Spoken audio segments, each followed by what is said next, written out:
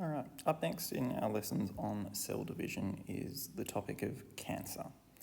Now, you're probably wondering, what does cancer have to do with cell division? But cancer is a result of cells dividing uncontrollably.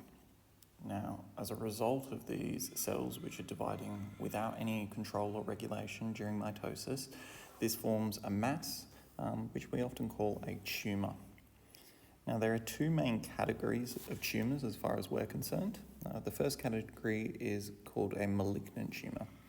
Now, a malignant tumour can be particularly nasty as they don't just hang around in one spot, they spread to other parts of the body. And they can do this thanks to our circulatory system. Now, one method through the circulatory system is travelling in the blood, and the other mechanism is through the lymphatic or the lymph fluid portion of our circulatory system. We call this metastases. Okay, this is a tumour or a series of cancerous cells which have travelled through the blood and taken up shop in a different location. Now, these types of tumours are very different to benign tumours. They functionally are the same. However, benign tumours don't invade and don't spread to other normal non-tissue types. Okay, they don't spread through the blood or lymph, and they're not carried around the body. So they don't form those metastases. I'll underline that word here. Now, this diagram here, this just shows the development of, firstly, those abnormal cells in our second image here, looking at the, let's just call this skin surface here. And then you can see that those abnormal cells begin to multiply, they divide uncontrollably. Eventually, they replace and outnumber all of those normal cells, and that's when we've really got that malignant or that invasive cancer.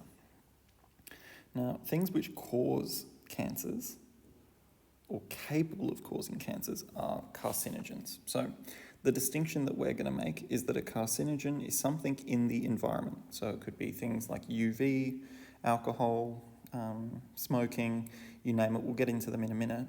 And any of these things that are capable of causing cancer. This doesn't mean that they directly cause cancer themselves, but they are capable of doing so.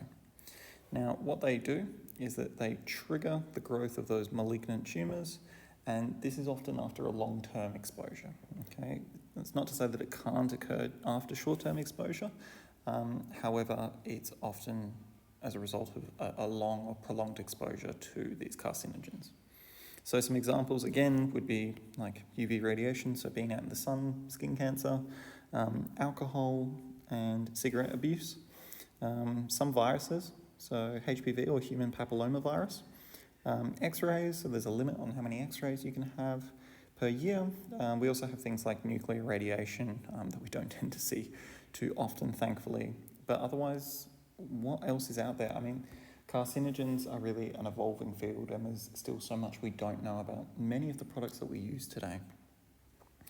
Now, how do we prevent people from getting cancer? Well, I think one of the most obvious means to talk about is going to be, in Australia, UV radiation. We live in a portion of the globe where we have amazing beaches and we like to get outside and do as much outside as we can.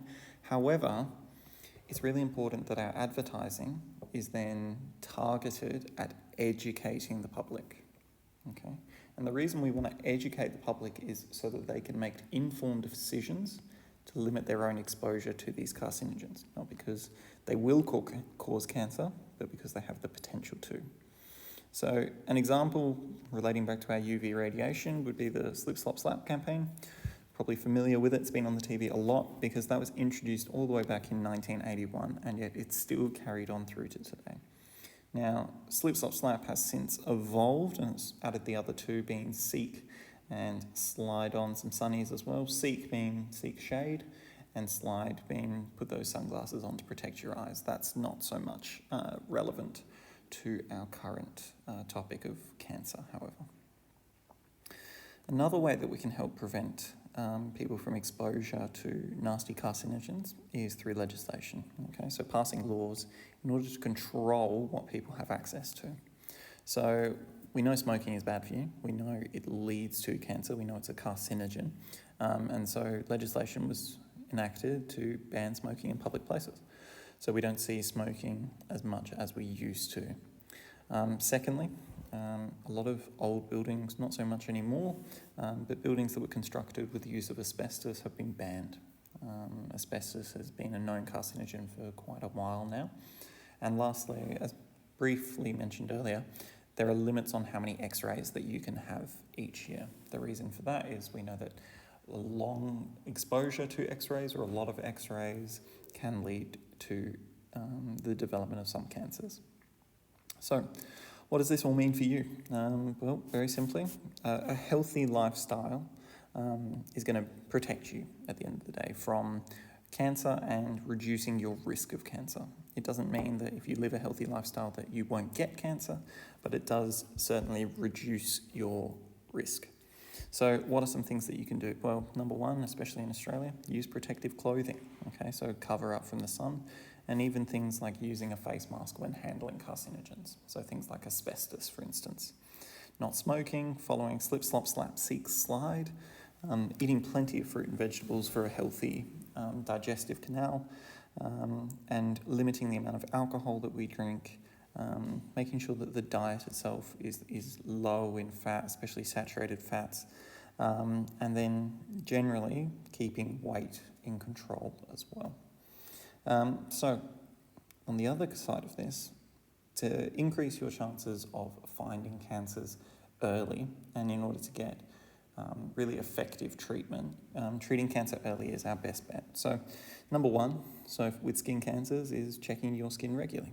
Okay, see if there are any changes. You know your skin best. Okay, the second thing is go and see a doctor if you're uncertain about anything. So if you find any lumps anywhere, if you've got bleeding that won't stop, for instance, or even if it's something small like a change in a mole or a wart, just go see a doctor. Now, for women and men, a little bit later on in life, for women it's suggested that they have a cervical screening test every 5 years. And then for women and with men, the human papillomavirus vaccination is standard nowadays in schools, just to help protect us against that. And lastly, women over the age of 50 are advised to have regular mammograms and also regular tests for bowel cancer. And that bowel cancer is the same for males who are also advised over the age of 50 to get a regular check for bowel cancer, but they're also advised to get a prostate check as well to check for prostate cancer.